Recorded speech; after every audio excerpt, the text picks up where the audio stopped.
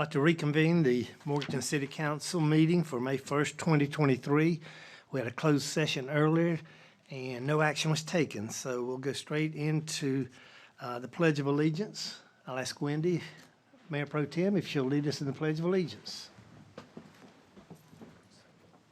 I pledge allegiance to the flag of the United States of America and to the republic for which it stands, one nation, under God, indivisible, with liberty and justice for all.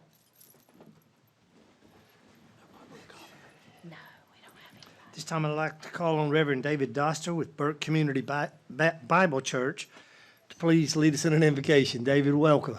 It's a mouthful, I know. I do want to pray, and I'm thankful to be able to be here to pray, but I want to share something just before I do that, and that is, in recent years, our family has faced some real serious medical challenges, and I know there are many different folks that serve throughout our city and our surrounding county as well, but we have had the privilege of becoming acquainted with many of the first responders and EMTs that have come into our home at all kinds of different hours. And when they have come into our home, they have brought a warmth, a friendliness, a professionalism. We've had wonderful conversations. We've had prayer. We even threatened to sing a song or two, but they were able to get away before that transpired. But I just, on behalf of my family, would like to publicly commend them and put that in the record to go out to all of the folks who are first responders, our fire folks, police, but those people that go to the challenge in the beginning. And as I pray also, too, for you folks tonight as our public servants who provide leadership and direction for our community as a whole, we're mindful of the fact that a couple of individuals that have been meaningful parts of serving in our community passed away in recent days. One is Dan Brown, who served for a number of years, I believe it in regards to elections. Electric. And then one of the city sanitation individuals, a gentleman named Alan Grant, died recently as well. So I know there's much business to tend to, but we're mindful of those families. So let's go to the Lord in prayer. Heavenly Father, we thank you for so many things, for the very breath that you give to us, the minds to think and process and to be able to make decisions. We give you thanks for this community and the beauty that we have beholded even in recent weeks and months with the unfolding of spring. It inclines our hearts to worship you even as the great creator God that you are. We're also thankful, Lord, for our community, and we're thankful that you have ordained government, that which restrains evil and helps to maintain order. Given our frailties, Father, and our weaknesses, the need to have boundaries and to sometimes have those reinforced. So we thank you for our law enforcement and pray for your care and covering over them throughout our community as well. Lord, tonight we make intercession on behalf of Dan Brown's family as well as Alan Grant's as they grieve and mourn the loss of these precious loved ones, that you would draw near to them and minister a tender mercy to them and to their families. And so we lift them up to you, Lord. I pray that as our council gives leadership to our community, we recognize the stewardship that they have, not just in the managing of resources, financial resources, but natural resources, and then in particular people. And so decisions that they render, whether it be tonight or in the weeks ahead, have implications that affect people from all kinds of different walks and backgrounds. So we ask that you would grant to them a grace of wisdom and counsel and insight in a decision-making process, that you would guide them. So we pray your blessing on this evening and the unfolding of events in the days to come. And all of this we pray in the name of Jesus. Amen. Amen. David, thank you so much. I'd like to introduce, I may have skipped over public comments. Renee, do we have anybody who signed up for public comments? Okay, thank you so much. Thank you, Louis, keeping me straight.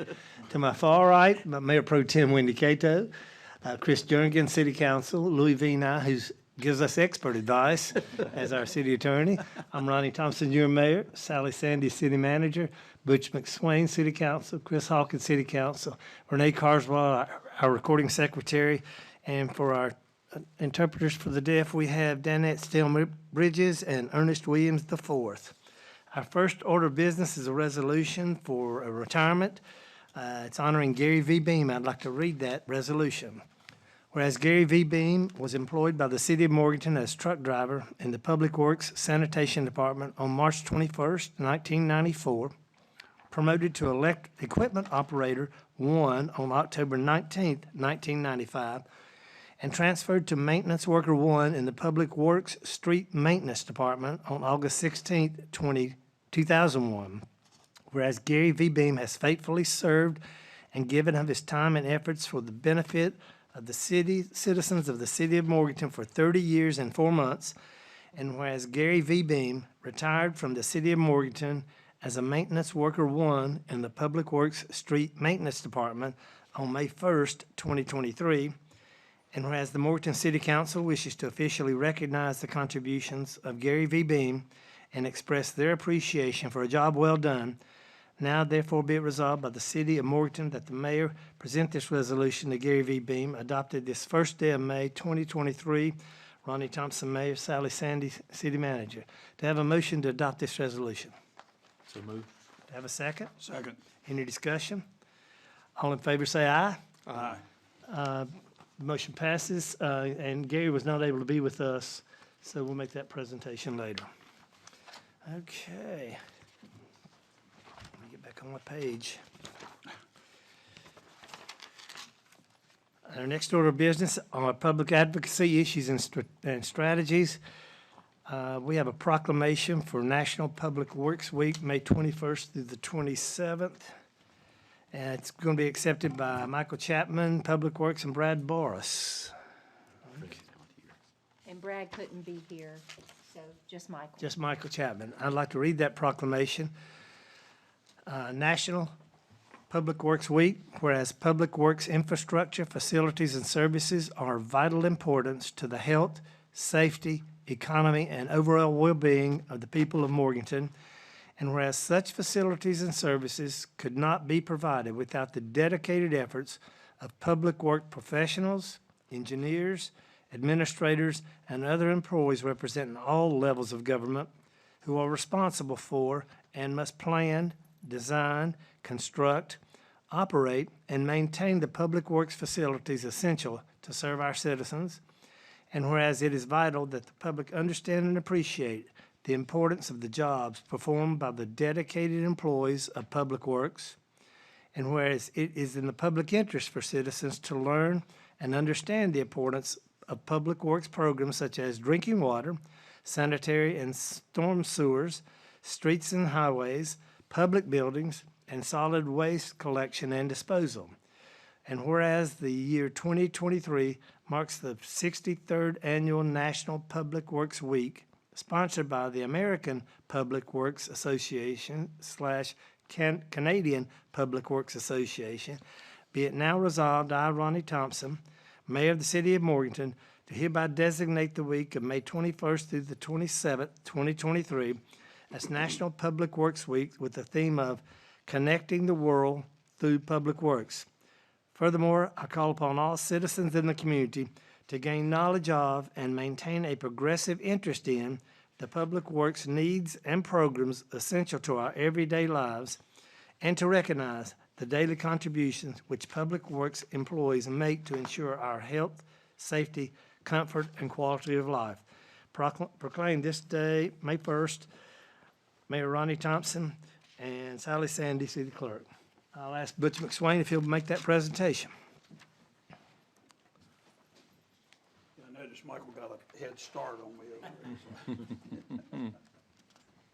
Michael, it is really an honor to be the presenter of this. I want to take just a second because we have, in the last 6 months, you stop and think about what you and electric and, well, every part of our city has had to deal with particularly Christmas.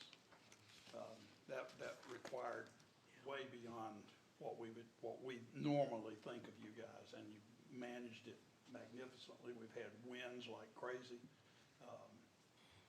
We didn't have snow, so we got one break there. But thank you very much, and be sure to express that to everyone. I will. And I would just like to say, thank you, everybody, for your support and all the recognition. We couldn't do our jobs without that. So, and I think the mayor said everything else in the proclamation. Thank you, Michael. Thank you, Michael. Next, we have some recognition. The Morganton Public Safety was chosen as the North Carolina MAD Agency of the Year by the North Carolina chapters of Mothers Against Drunk Driving. Ask Chief Weston to come forward and Joseph Beaver to receive recognition from the council.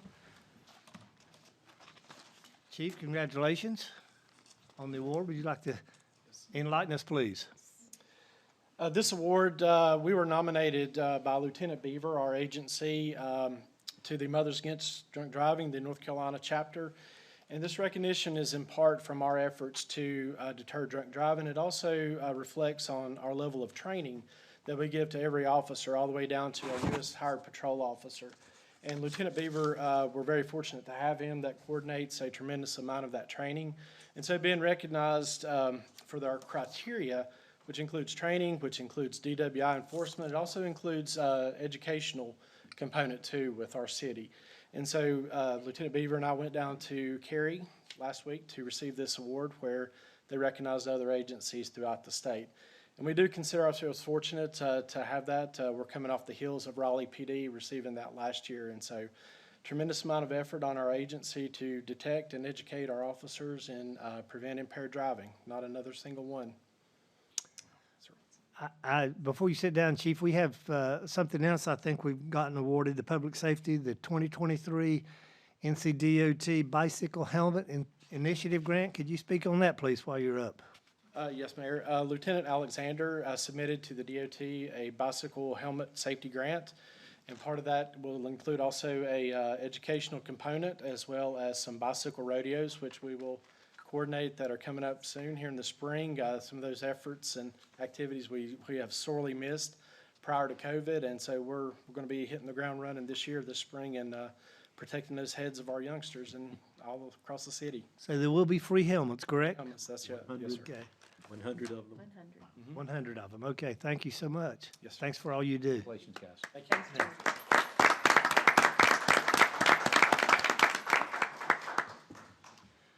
An announcement, the Morganton Cultural Arts Commission is excited to announce that 3 sculptures were chosen for our inaugural Sculptor on the Town revolving public art exhibit. The sculptures are on round concrete bases placed in various locations around town and will be on display through January of 2024. New sculptures will rotate in next spring. For upcoming events, downtown or in City Hall, Art in the Park, its Signature Day program. The Enola Group offers creative expression.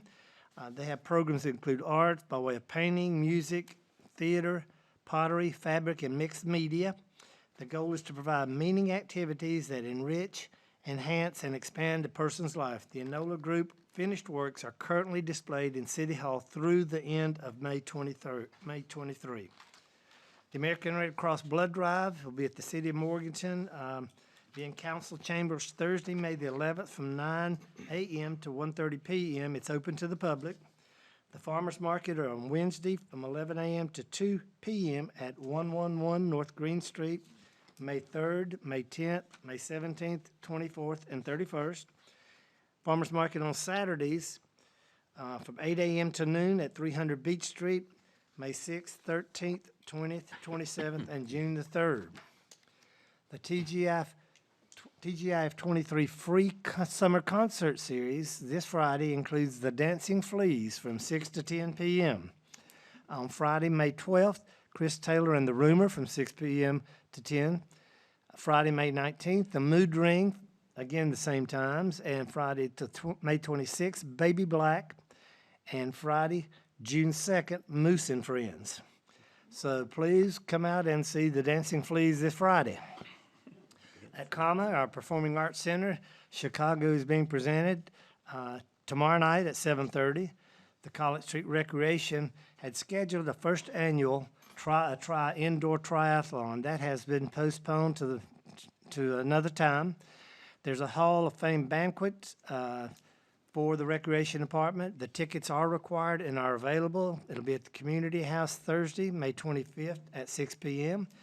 And the outdoor pool opening will be at College Street Recreation Center, May 27th, 28th, and 29th.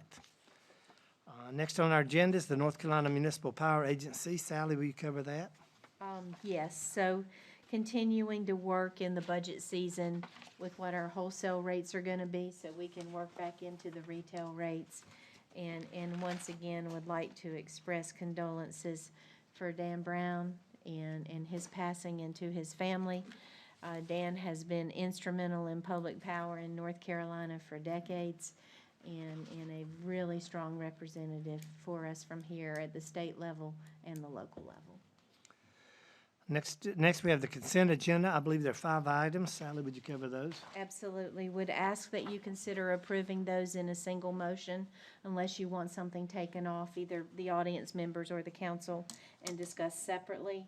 The first item are 2 sets of minutes from the April 3rd meeting, and that's the regular minutes and then a closed session. The second is a budget amendment to transfer ARPA funding, the federal funding, part of that we received for approved projects. That is in the amount of $1,104,485. Those projects are resurfacing, the wash station going in at the garage to meet our state requirements, and then the redo of the Mountain View Gym. A resolution authorizing staff to apply for a grant from the Environmental Enhancement Program. It's an application for $200,000 that would be used for the Bethel Park restoration if we are successful. And then a resolution authorizing the city staff to do a grant application for the North Carolina Department of Commerce Rural Transformation Grant Fund for rural engagement and investment programs. That is a mouthful, and we are applying for the North Green Street Streetscape project, and that is an application for $900,000. And finally, establishing the filing fees for municipal elections. They will be coming up in the fall, in November, and those will be for the mayoral seat and then the 2 city council seats. And the filing fee will be $25. And of course, all that will happen at the County Board of Elections. Do any members of council wish to have any items removed from the consent agenda? If not, I'll entertain a motion to approve the consent agenda. So moved. Do I have a second? Second. All in favor, say aye. Aye. Motion passes. Next is, we have a public hearing, and we're going to, the first public hearing will be consideration of the City of Morganton's zoning ordinance text amendments. We are now in public hearing. Call on Wendy Smith to please come forward to give us the text amendments, please.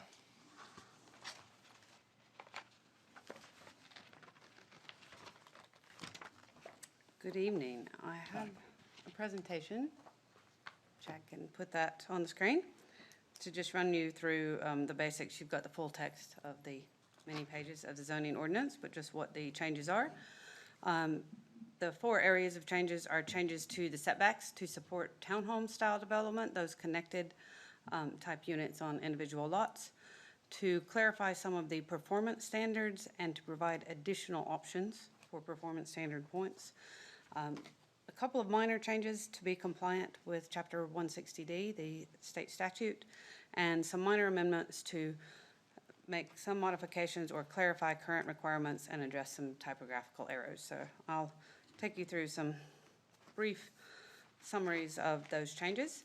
The dimensional standards, we looked at changing the definition of multifamily and splitting it into two different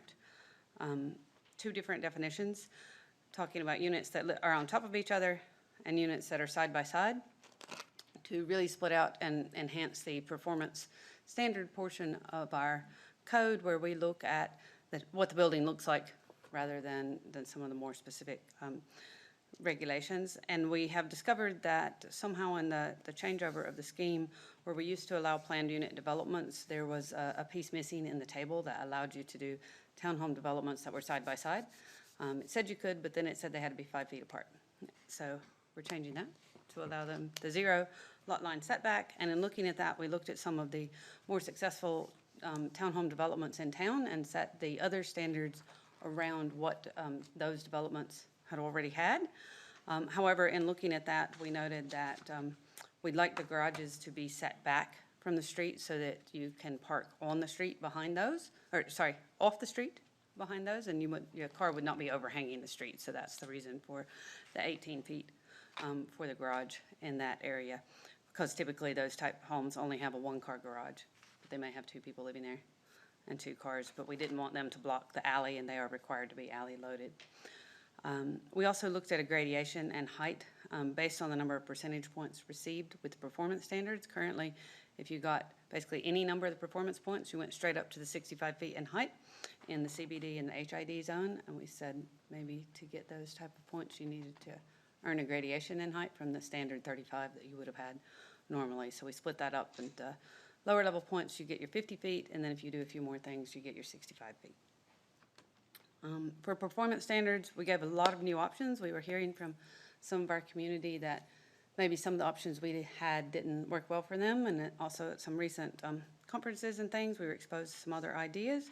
And we looked at new points for fencing and landscaping adjacent railroad right-of-way as a positive thing we'd like people to put in, especially in multifamily developments. If you are having to clean up a brownfield site and you're spending that investment in our community to make that site right, we thought that was worth additional points. We currently give points for putting in new sidewalks, but we do have a lot of developments where you have an existing sidewalk that maybe needs some upgrades, or maybe it's a bit, broken or missing or not quite the right width. So for upgrading the existing sidewalk, we currently give points for pervious paving in the CBD, but not elsewhere. So we thought we would expand that to the broader community. Electric vehicle charging stations, more of a new thing on the radar than it was back in 2014. So we put some standards in around if you wanted to put that into your multifamily or even your commercial development, that you'll get points for that. Garages for multifamily, we've been hearing from some of our successful multifamily apartment complexes that their garages are really a successful portion of their development, and that they could sell way more than what they have. And again, we wanted to encourage that type of development if they did want to put that in, so giving them more points for that. And then there was a bit of a discrepancy in how you read the porches and balconies requirement, and you could kind of get away with one, but we meant that each unit should try to have those to try to give the benefit for everybody instead of just an entryway into your apartment complex, getting the point for the porch. Again, we looked at redistribution of points for redevelopment of existing structures. So right now, redevelopment includes tearing the structure down and building something new. And we said that there's a lot of nicer historic buildings in our area in our CBD, these apply or to the CBD, that we would, if you rehabilitate that existing building and you leave 90% of it, much like our structure that we're in today, you get more points than if you wipe out and start over on that. That being said, some of the buildings in the CBD, they don't meet our current standards, and they're set very far back from the street. And we do want to encourage that engaging streetscape atmosphere, so we gave additional points for bringing those buildings up to the street in their redevelopment. I won't name names, but you can think of some of the buildings around town that don't do that. For 160D, we had made some changes back when the new statute was updated, but it was an oversight that we still have the references to 160A in there instead of 160D, so we're updating those to requirements. And also that the zoning ordinance currently says the permit is valid for 180 days, but 160D requires it to be 1 year. So just bringing that in line with those requirements. As far as the things we're modifying or clarifying, again, these are things that a lot of it's already in there. We just wanted to be a bit more explicit. So right now it refers to both a zoning permit and a notice to proceed, but a zoning permit is a notice to proceed, so you don't need two separate documents for that. We didn't have a definition or a use for electric substation. The regulations for keeping of fowl conflicted with the regulations in the nuisance statutes that we have. One of them said an acre and one said a half acre, so we brought those in line so that we don't have a discrepancy in that, and that now you can have, I believe it's up to 5 fowl under 15 pounds on a half acre. Should you be interested? We'll talk. We've eliminated the buffer yard landscaping requirements in the CBD, because we said those are buildings that we do want close together. Again, we try to encourage the zero lot line setback, but then we've said if you put a multifamily complex beside a shop, you need 15 feet of landscaping. And we said that probably doesn't drive there in the CBD, so everywhere else that remains, including if your property is on a boundary to the CBD, and you'd have to buffer that lot that's not in the CBD. But within the CBD itself, we do have a couple of proposals that have been talked about that would really facilitate being able to be developed. We had a chain link fencing is not allowed in your front yard in your river district and in your corridor overlay district. There are a variety of other fencing types allowed: brick, stone, vinyl, wood or composite wood, wrought iron, similar aluminum fencing, that you have the option to put those up. So the chain link fencing is not allowed in your river district or your overlay district, or your corridor overlay, but was allowed in your CBD. And the question was, surely our CBD is the showcase for the town, and if this isn't suitable in those areas, then why are we saying that that's suitable in the CBD when you have a variety of other options to choose from? So trying to bring that up to the same level of streetscape standards that we have in those other less visible parts of the city. At the same time, we noted that there are some features such as our utility sites, the correctional facility, and so forth, that we would like to have 8-foot high security fencing around our electric substations, some gas lines and those sorts of things, especially with the recent attacks that we've had around the country. And right now we're requiring a 5-foot fence on the front and 8 foot around the outside. So somebody can just crawl over the front and then they can't get around the rest of it. So we said for those specific utility sites that we would allow automatic by right, the 8-foot fencing to be protective of those sites. We clarified a couple of definitions, hotel, and then also what those utility sites were. For hotel, it was a maximum of 4 rooms, but then motel was a minimum of 4 rooms, but a motel, you got 5 rooms, and that kind of didn't make sense. Again, making them consistent amongst the two. We did add minimum and maximum for parking dimensions. What we were finding was there were a lot of developments that had great expanses of drive aisles in particular that were well beyond what you need to stay in a lane. And that was creating confusion in some spaces for, do we have 2 lanes here? Do we have 3 lanes here? Who's passing each other? And again, trying to bring down how much asphalt we have covering a place, which allows more room for landscaping and for expanded businesses and so forth. So trying to make sure that made safe turning distances and things in our parking areas. So again, just clarifying what we required really anyway. Edits, again, to clarify those current requirements. So things like we already require a 3-foot clearance around fire hydrants and other significant utility features where you can't plant a tree or something there, but it wasn't in the ordinance. We found we're having to say it over and over, put it in there. And some of the inconsistencies, parking lot landscaping, the text said 10 spaces, the table said 9 spaces, so we've made that consistent. There were a couple of references to previous sections of the ordinance, particularly the landscaping manual that we've now put in the back as a reference document. And then there were just a few typos. We've also asked in the proposed motion that you allow us to make any minor clerical changes, like if we find an additional typo or a grammatical error as part of that. So those are changes. If you have any questions, I guess. Any questions for Wendy? And if I may, Mr.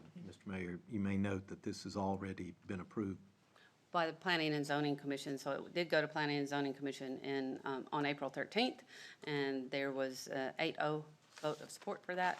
We made one minor change to note, they had a request to note on the permit the permitted use from the table that is in the zoning ordinance rather than just calling it a use.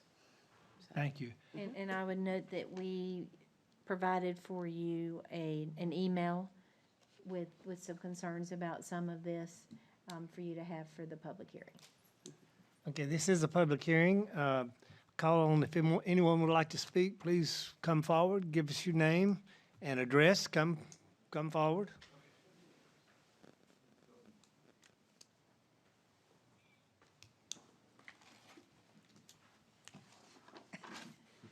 Brothers do that to us. You know. I'm Catherine Bailey, and I live at 214 Riverside Drive, and I'm here to just make a comment about the chain link fence. You know, our community has a lot of chain link fences. Some are prettier than others. I believe that the aesthetic of these fences is a choice, not something that we should be told. What looks good to one, beauty is in the eye of the beholder. I think that the city should lead by example. If they want all of these beautiful fences to be in our parks and everything connected to downtown, then they should lead by example and start replacing all of our fences. I am here basically because I am gonna say that my brother has already started a chain link fence, black vinyl coated chain link fence. He started it in 2019. It has not been finished for many reasons, but we want to be able to continue and add additional chain link fence to his property. And I would like that to be taken under consideration. There's a lot of things in Morganton that gets grandfathered in, and I believe this is a situation that he should be permitted to continue what he has started. That's it. Thank you so much. Thank you for listening to me. Anyone else like to make a comment? Yes, sir.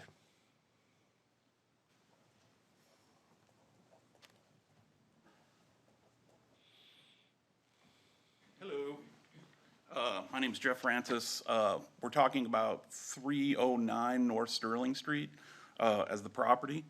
I broke a rule by coming up here and speak to the council. I told myself I'd attend 6 meetings in person before I ever came up and said anything before the council.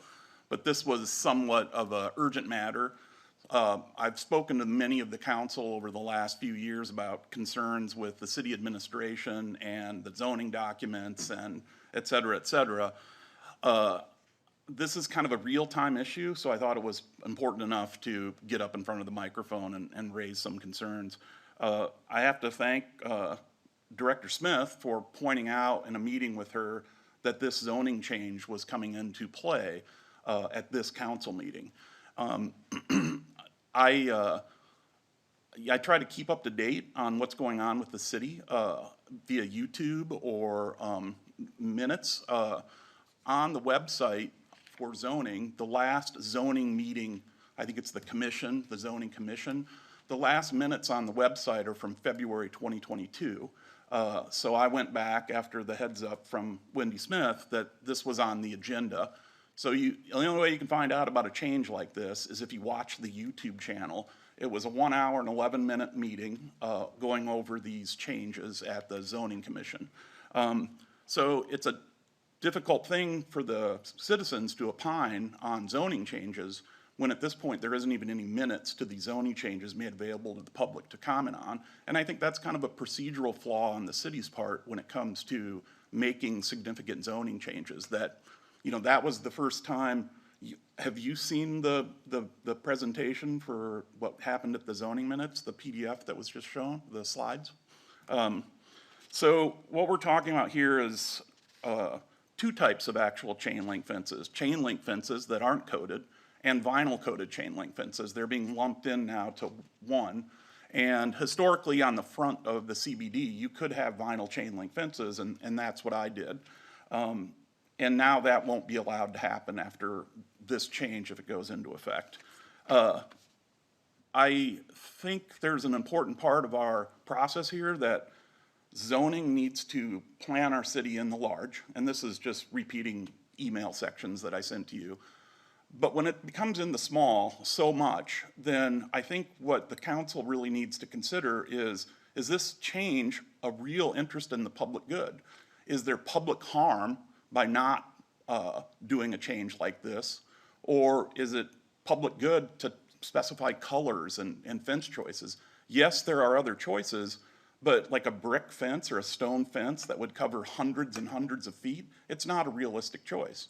I think then that when we get to these such small choices, every time you pass a zoning ordinance that becomes more restrictive, you are taking away choices from the citizens to make on their own.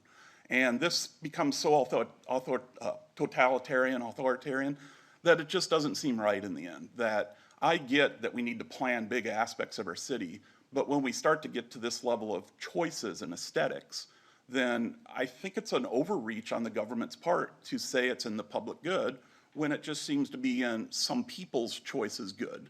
That's what they want to see, and that dictates it. When we talk about this meeting, it's about text changes in the document. These are more than text changes in the document that you're being presented to. These are material changes. You're disallowing certain materials to be used on properties in the town. I think that's it. I've sent my email, and I just don't understand how we get here. Both procedurally seems to be flawed, and then a choice of one or two people becomes the choice of the town. And I thought it was important enough to speak, and thank you for the consideration, and I appreciate the time. Thank you for coming. Anyone else wish to speak for or against? Seeing no one approach, public hearing is now closed. What's the wish of council? Comments? I would like to ask Wendy a question. Wendy? Yeah. So Wendy, if the chain link fence vinyl coated were done away with in CBD and someone wanted to like add a dog park or whatever in CBD, it would not be allowed to use that type of fencing? It's only referring to the front fence, so the front yard fence over there, and there would be a variety of other materials to choose from. It's not just a solid brick fence or whatever. You can choose a combination of materials, so it's unlikely that your dog park is probably going to face the street on 3 or 4 sides. So it's just that front fence that we're talking about here. And any existing fences would simply become non-conforming, and they'd be allowed to remain until such time as you changed or removed them in there. Okay. So. Yeah, I have a concern about the same, and I guess given my background, I think to playgrounds. We have churches in the CBD who, as I understand it, if they were to redesign their playgrounds in any way, and some of them are fronting, there's nothing between them and the streets, they would not be able to put back up the fencing that they have. If they currently had the vinyl coated or other chain link, so at the moment, if they had a chain link fence that wasn't vinyl coated, Yeah, they already can't put that back. Right. So they wouldn't, and then they would not be able to put in the vinyl coated chain link.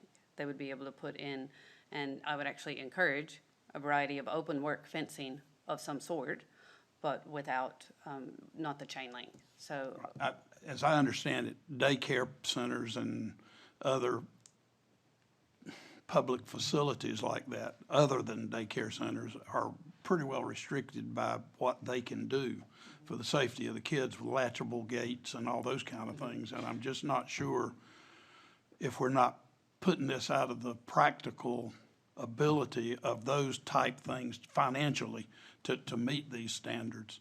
And I do have some concerns about that. you do still have the alternative design option, that you could bring a specific site to Planning and Zoning Commission and then to yourselves to say that for these specific reasons on this site, here's the combination of alternatives that we proposed to allow it to happen here. It should be a lesser issue in the CBD because we require when your building is there, which is what we want for the CBD, you require a 0-foot minimum setback, so at the street front, or a 5-foot maximum setback.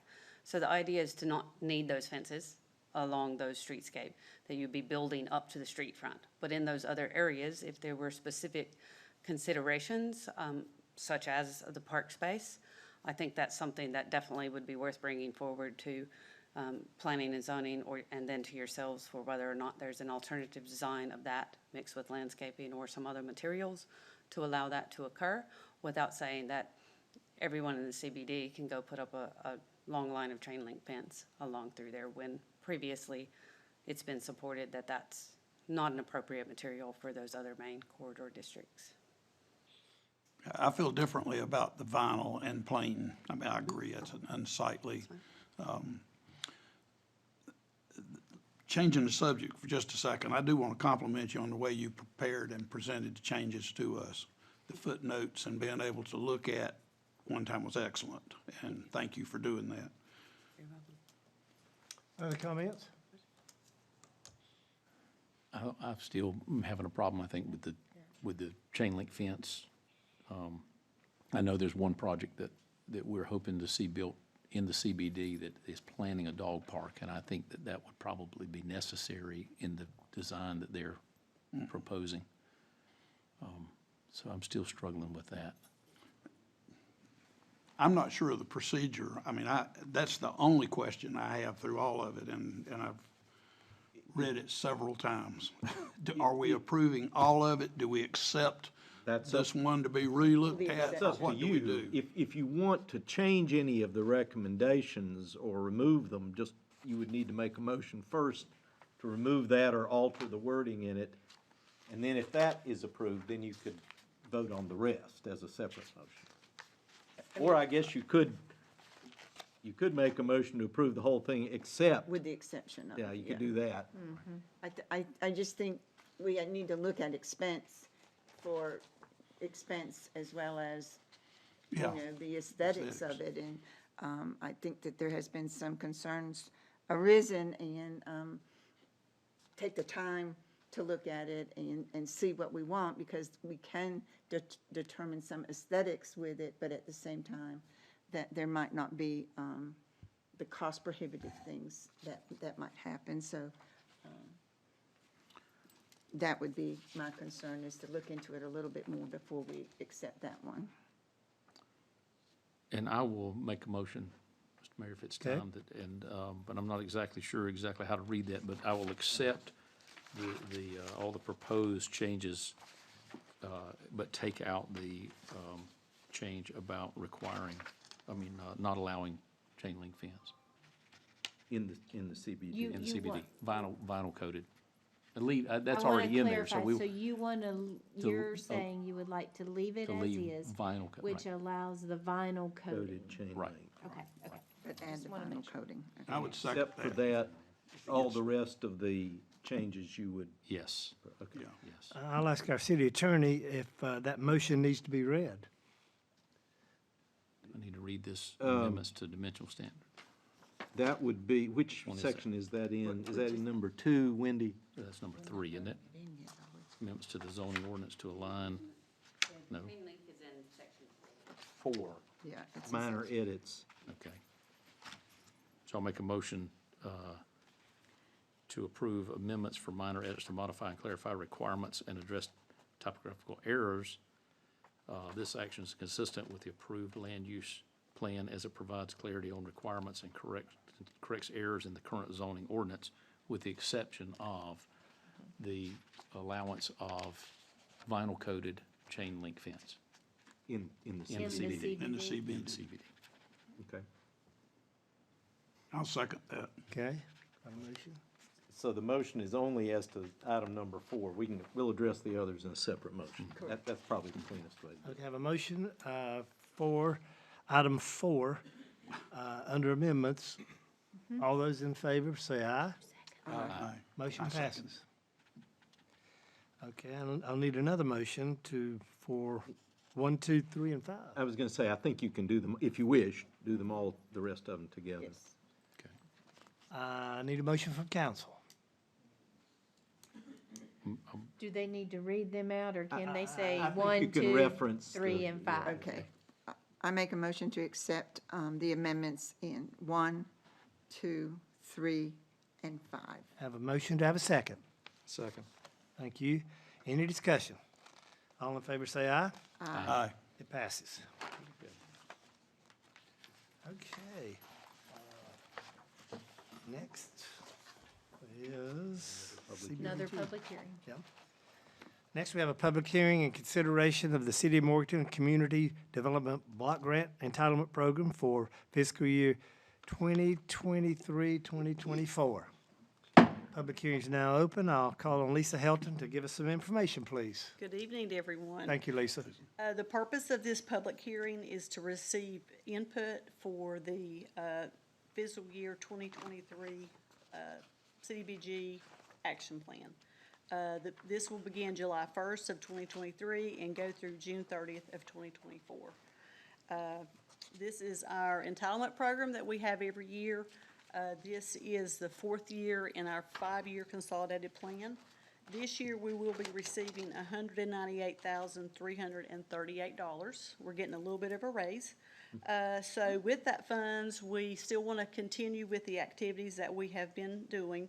Our small business loans, which is very popular. Our public infrastructure, we've been doing some sidewalks in low mod income areas. Acquisition, clearance in slum and blighted areas. Our grants and nonprofits, and then we have our administration. So if anybody has any questions.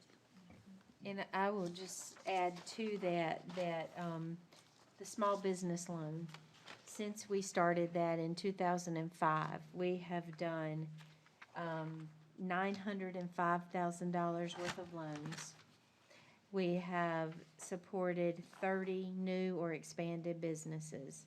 There have been 148 jobs created in association with that. And we've done about 30 loans altogether. And in that, there has only been one that has not met their obligations for the payback that went out of business before they met those obligations.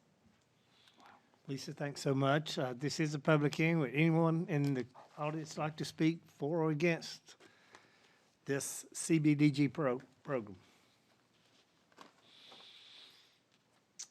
If not, public hearing is now closed. What's the wish of council? Make a motion to approve the 2023-2024 action plan as presented.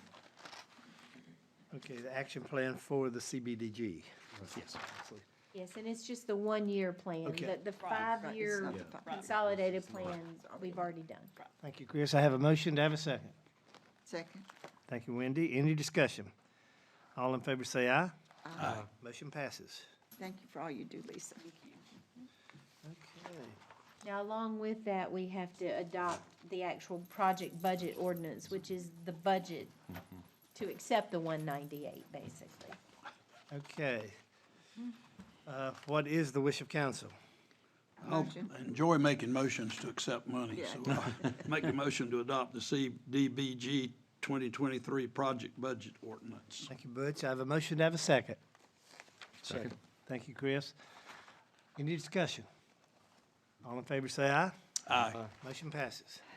Lisa, thank you so much. Thank you. Well, and we've got one more item, but she doesn't need to stand up. So along with that, too, we approve an administration contract with the COGS so that Lisa continues to work with us and administer the funding. Okay, this is consideration of the administration of the CBDG. Correct, and that is for $38,000. What's the wish of council? Motion to approve an agreement with Western Piedmont Council of Governments to administer the CDBG entitlement program. Thank you, Chris. I have a motion to have a second. Second. Thank you, Wendy. Any discussion? This is money well spent. Yes. Really well spent. Anything else? All in favor of the motion, say aye. Aye. Motion passes. Okay, next on the agenda is consideration of a resolution of intent to enter into an economic development agreement for housing stimulus and a call for a public hearing. Sally? Okay. So you are literally considering this and would be holding a public hearing because this would be an economic development incentive that would be supported by the agreement that we're referring to here. And you would be calling for this hearing to happen at the June 5th City Council meeting. So this is in response to our housing stimulus program that we reenacted again, that we did years ago, and that we budgeted some dollars for this year in order to support and help with the infrastructure associated with development of single-family housing. Nothing has changed regarding that. We are still at a severe shortage of that. So True West LLC is working on, and it's the townhome project that was referred to earlier tonight. And it is a project that we believe meets the requirements of the program that we've set up. And they have submitted an application for assistance with their water and sewer infrastructure. And the way that the program is set up is we will fund up to $5,000 per lot, or per unit in this case, for the water cost, and the same $5,000 for the sewer cost. Again, we will never fund 100% of that. The developer has to be in the game. There are no street monies associated with this particular grant, economic development grant, that you're going to be considering. In this case, the developer is requesting $135,000 for water and $135,000 for sewer. That's $5,000 per lot. And their total cost, based on the estimates that they have been given that we have reviewed, is $191,000 for water and $171,000 for sewer. We believe that this meets the requirements and that you are at the point where you can call for the public hearing. It would be advertised. We will hold that at June 5 for comments for or against, and then you'll have the opportunity to vote on the agreement and the grant. Remembering and maybe reminding everyone that this is set up so that once the money is given to them, that when they sell, in this case a unit, that the money comes back to the city at half. So we would forgive half of it as a grant.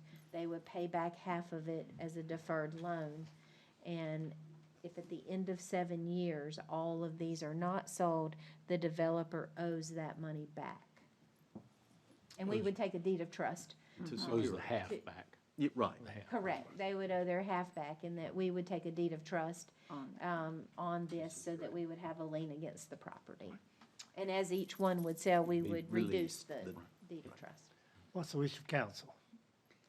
Motion to adopt a resolution of intent to enter into a development agreement for the housing stimulus program for the site at 300 Fletcher Street, and to set a public hearing on Monday, June 5th, 2023, at 6 p.m. in the City Hall Council Chambers to consider this action, and to direct the city clerk to appropriately advertise such hearing. Thank you, Wendy. I have a motion to have a second. Second. Thank you, Chris. One question, this is for 37 townhomes? 27. 27. And the program, which didn't come into play here, limits per development 30 units. Okay. Any other comments? I know Mr. Brown has done projects with Brian before. Is he involved in this one as well? Okay. No other comments? All in favor of the motion, say aye. Aye. Motion passes. Next is consideration of amendment of contract for the sale and purchase for property on East Meeting Street with 400 Meeting Street LLC to extend the closing date. I'll turn it over to Louis. Thank you, Mr. Mayor. Housing, new housing seems to be the theme this evening again. As you recall, back in January, you all approved a contract to sell the city's property on East Main Street between White Street and Church Street, multiple lots, but it's really all one tract, to an LLC called 400 Meeting Street, which was set up specifically for this purpose. At the time, the closing was set for May 10. 400 Meeting has worked diligently, it appears to us certainly, to prepare for that. They have done surveying, soil testing, they've dealt with an architect, they've done lining up investors, because they try to do private investors more than borrowing, but they aren't quite ready to close yet. They have also, I should say, been in frequent contact with the city every step of the way, have been extremely cooperative, and have presented sketch plans and so forth. They've asked for an extension of the closing, and they hope to close within perhaps 60 days, but to be safe and not have to come back to you, we've suggested, and they've suggested, a 90-day extension, which would mean closing would have to be by August 10, 2023. And we, of course, will be retaining the earnest money deposit of $21,250, and the contract, except for the changes in the closing date and the dates that depend on that, would remain in effect.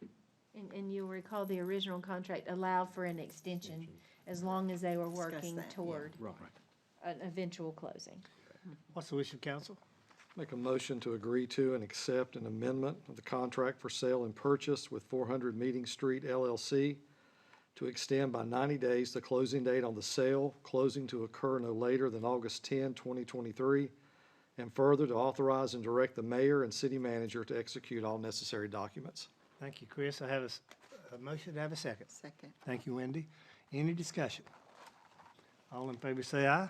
Aye. Motion passes.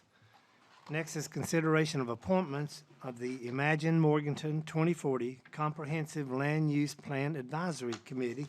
I'm calling Wendy to come forward again and give us some information about the Imagine 2040 Comprehensive Land Use Plan. So at your city council workshop on February 24th, I believe it was, you had a presentation from Kimley Horn about their process to assist us in developing a comprehensive plan which sets the vision and the planning principles against which our project should be judged as we go about new development in the town. As part of that project, we talked about appointing an advisory committee of a smaller group of well-informed citizens that were involved in a variety and range of activities around the town. So we have selected a group of 28 individuals that have been put up on your screen. Apologies for the ones you can't see over on the other side. And those individuals represent a range of interests from industry to nonprofit to the hospital for larger businesses to Burke County, some in the construction industry, some in the development industry. We do also are excited to have 3 high school students representing each of the 3 local high schools that we have here that will be able to be with us throughout that project. So we ask that you adopt these committee. And if you see the little logo up in the top corner, as the mayor mentioned, it's Imagine Morganton 2040 Dream Plan Act is our theme for this one, and replacing the Mission 2030. And then here are all the logos for the new plan. So you start seeing these around town over the next 14, 16 months. And on lots of different documents and so forth. So we welcome that. And this group will begin work on May the 18th in a lunchtime meeting kickoff. What's the wish of council? Motion to appoint the individuals on Appendix A to the Imagine 2040 Comprehensive Land Use Plan Advisory Committee. Thank you, Wendy. Have a motion to have a second. Second. Chris, any discussion? Mr. Mayor, may I point out one thing for Sure. the public's benefit? While the advisory committee plays a very special role in this project, the community engagement is much broader Yes. than just the advisory committee. There will be specific unlimited public meetings. There will be meetings with special interest groups. There will be pop-ups. There will be a great deal, there will be things online. Be a You'll be hearing website about it. launched. There'll be a website launched that people can comment and submit comments on. So community engagement's much broader, but the advisory committee, which will have, I believe it's 5 meetings are scheduled with the consultants, they'll play a particular role before this is presented back eventually to city council. Thank you, And one Lloyd. of their responsibilities is to inform the community and to get the word out, not only during the process, but then hopefully to remain engaged afterwards. Any other comments? All in favor of the motion, say aye. Aye. Motion passes. Next is consideration of a budget amendment in the amount of $125,000 to appropriate retained earnings for increased costs in fuel. I'm going to ask Michael Chapman to please come forward and give us some information about fuel cost. So this is a subject that touches all of us. We can all relate to rising fuel prices. But I just want to share a couple things with you. And I would like to say also that we like economics, but sometimes it's a challenge to predict fuel prices. It's especially after last year. Last year, from fiscal year 21 to 22, it jumped 66% from the fiscal year 21 to fiscal year 22. Up to that point, it was fairly predictable. And then this year, and when we were doing the budget, we thought we may have to come back and see you guys around this time, but we were hoping we wouldn't. But we are seeing like a 12% increase off from last year. So that basically, if we keep going at this rate, that's what makes up that 125,000. So, and I will say on a positive note, there it is. The availability is there. I can't say that for all fiscal year, but there was a time throughout this fiscal year where we were not sure when we were gonna, but I will say our providers really took care of us and communicated with us when they thought there may be a shortage. We worked with them, and so good partnerships there. In times when we reached out to get a load and we really maybe couldn't handle a full load and reached out to our neighbors and Yes. the county and Valdez and everyone to work together to try to time it so we could share a load. Yes, in during those other times, our local municipalities and work with us on trying to make all that work.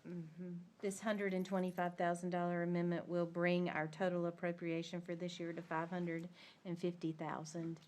And obviously, that's something that all of our departments participate in and help to pay for. I told you last month that it was the first time that I had brought a water and sewer mid-year increase for chemicals and supplies. This is not the first time that I've brought a fuel adjustment, but I believe it is actually the second in all of these years. What's the wish of council? Well, since Butch likes to make the motions to accept money, I'll do the hard ones. Okay. Motion to approve budget amendment in the amount of $125,000 to appropriate returned earnings for increased cost in fuel. Thank you. I will second it. Any second? Okay, we have a motion and a second. All in favor of the amendment, please say aye. Aye. Thank you. Okay. Michael, thank you so much. Next is consideration of appointments to the Human Relations Commission. This is a mayoral appointment. I'm going to reappoint Jennifer Mua, Juan Monroe, and Charlie Mendoza to the Human Relations Commission for a term to expire May 5th, 2026, and to appoint Lieutenant Taylor Alexander as Public Safety Representative for a term to expire on May 5th, 2026. Okay. And We still have a vacancy on this board. I would point out, if someone is interested, please fill out an application and put your